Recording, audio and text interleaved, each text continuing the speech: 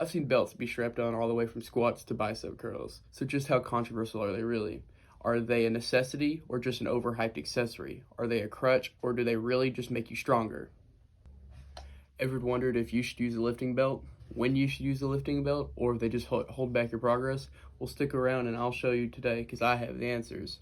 We'll uncover what they do and the science behind them and if you should be using them or if they just hurt your progress.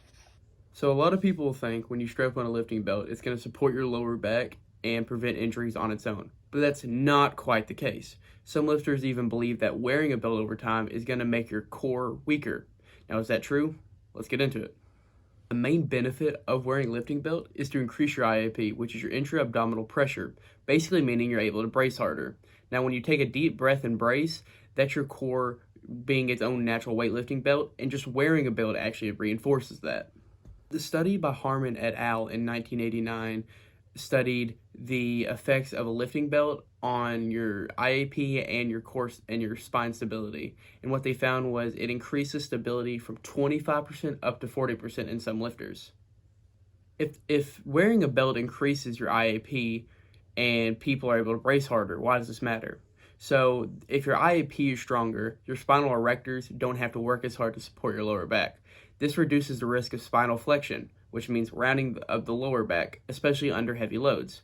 By stabilizing the spine, a belt allows force to be transferred more efficiently from the legs of the bar, which is why lifters often feel stronger wearing one. You should wear a lifting belt during your heavy compound lifts, like squat and deadlift, sometimes bench if it feels right. Especially if you're working at your maximal lifts or loads, like 85% of your 1-rep max. The National Strength and Conditioning Association recommends you wear a belt when you're reaching that 80% of your 1-rep max to reduce stress on your lower back and spine. Don't wear a belt when you're doing lighter isolation movements like curls and leg extensions, as they don't provide the same benefit as when you're doing a compound movement. Belts can also limit your natural movement patterns, which isn't ideal for smaller exercises. Lifting belts shouldn't be worn during warm-ups, as it can reduce the opportunity to activate your core muscles naturally. The performance benefits of wearing a lifting belt are kind of shocking. Lifters using one are able to increase their force production, especially in their max effort sets.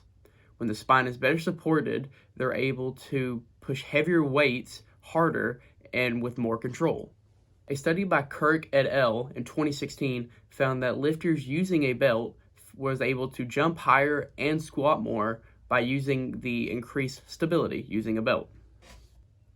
So the belt also reduces your spinal injury by increasing the stability of your spine, especially for lifters who are near max loads more often. They find more benefits. So the use of a belt decreases the risk of injury by supporting a lifter's structural integrity.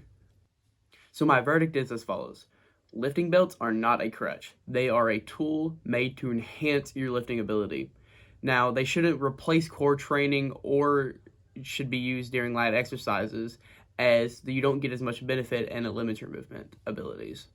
So in fact, core training and wearing a belt combined can actually increase the effects of both. So instead of just picking and choosing one, try combining them into your lifts and see where that can get you. So the key is to understanding when and why to use it. So you want to use it during your max effort sets and reps, especially when you're using heavier weight on your compound lifts for max stability. But when you're doing smaller isolation lifts and your core, try to work without it to improve that core strength. A good takeaway from this video would be don't rely on the belt. Incorporate core lifts like sit-ups and crunches to your routine to build strength that supports your lifts. No belt will make up for your weak core. So are they a crutch or a tool? Well, it depends on how you use them. They don't make you stronger on their own, but it helps you brace better, which can improve your performance. If you're new to lifting, focus on form rather than using a belt. But if you're an experienced lifter, you will know that a belt and a belt on your squats and deadlift will increase and help your ability to stay healthy and lift longer. Just a reminder, a belt should help enhance your strength and not replace it. If you found this video helpful, drop a like and consider subscribing. I've got more content on the way that'll help you get stronger and think smarter. Thanks for watching. I'll see you in the next one. Peace.